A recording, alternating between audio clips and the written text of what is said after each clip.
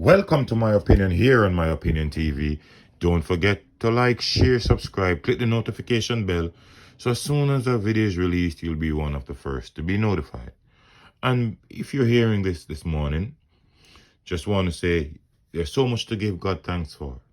So many people went to bed with the dreams and aspiration of getting up this morning and are not numbered among the living. But once we're hearing this, whether we're struggling, whether we have health issues, once we're breathing, we have a lot to give God thanks for.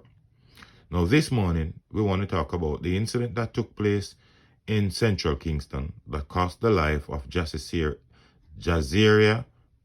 Tyrell, who was killed at her home. Now, an update on the situation and a new development is that a man has been charged for the murder. And according to the Jamaica Gleaner, 22-year-old Tommy Powell, otherwise called Redhead, a laborer of James Street in Kingston, have been charged with the murder of 10-year-old Jezariah Tyrell. Powell was also slapped with the charges of shooting with intent and illegal possession of firearm and ammunition. Senior detectives were called to Fleet Street, Kingston, where little Jezariah was shot dead at her home on Thursday, December 30. Reports from the central Kingston are that about 2:50 a.m., Jezariah and her relatives were asleep at a home when relatives reportedly smelling gasoline heard strange sounds on the roof. He went to investigate and was pounced upon by intruders who attempted to gain entry into the house while firing at the occupants. When the gunfire subsided, it was discovered that Jezariah was shot. She was taken to hospital where she was pronounced dead. Powell, otherwise called Redhead, was charged yesterday following an interview in the presence of his attorneys. His court date is being finalized. Now, this is good development. This is great news. It's just a pity that young Jezariah cannot be returned to her families. It is just a pity that young Jezariah will be numbered among the dead.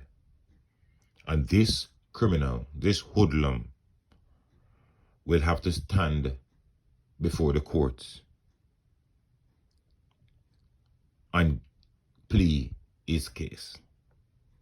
Now, again, we reach the point where we keep saying, I only hope that this man will not go in front of the court and plead guilty and be given a reduced sentence. I have seen a case where a father killed his son and they denied him bail for 2 years. And the story is out that he is going to make a plea deal. What the hell plea deal could do for him? You kill your son, are you going to go enter into a plea deal? What would the state need from you? The evidence are already there against you. Now, in this little case, I hope whatever evidence the police have on Redhead will stand up in court if he is in fact the killer. If he's not the killer, well, whatever charges to be slapped against him for him to make some arrangement and tell the police who else is involved, we would gladly appreciate. But too many of our children in Jamaica are traumatized, are witnessing murders, and are victims themselves. We understand that COVID is running rampant all across the world. Children are not going to school, but at least these children should never be living in fear. Our problem with Jamaica is that our society has gotten so toxic that the children are living in fear. Children are dying. Their lives are not even being spared by these gangsters. It seems as if they make a name for themselves by killing children and the vulnerable. And then we have these human rights groups coming and tell us nonsense. We have these human rights groups coming out and defending these people Who is defending young Jezariah Tyrell? Who is the voice of young Jezariah Tyrell?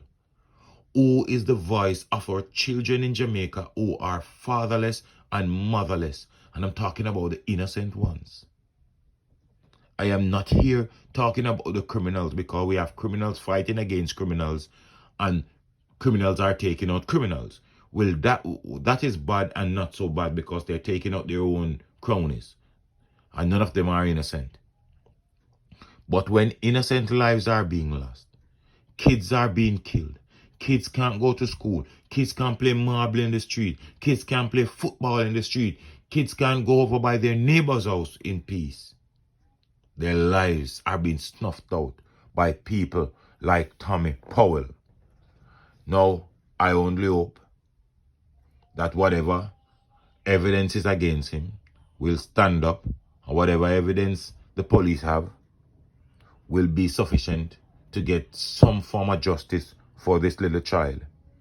And we hope that the police will step up their pursuit in central Kingston for the other killers who have been going around and murdering people, murdering children. We hope that when the police get their hands on this, the other day we saw Superintendent McGregor calling out names. Haven't heard if any of those men have turned themselves over to the police yet. But we hope that whichever girlfriend, whichever mother, whichever cousin are there, tell them to turn themselves in. Because the mayhem, and let me give some of the girlfriends and the mothers and the cousins a warning. You think when you hide them, their enemies don't know where they are? Their enemies know where they are. And when their enemies are coming for them, you might be caught up in it. You might lose your life too. But it's a sad situation. And we hope that no matter what happens in this situation, the life of young Jezariah Tyrell will not go in vain. And it will be a starting point for child killers. This will be a statement to child killers, and they will think twice. But let me know what you think in the comment section. Don't forget to like, share, subscribe, click the notification bell, so as soon as a video is released, you'll be one of the first to be notified. Until next time, stay safe, look out for a neighbor, look out for a loved one, look out for the children, and most of all, keep it locked on My Opinion TV.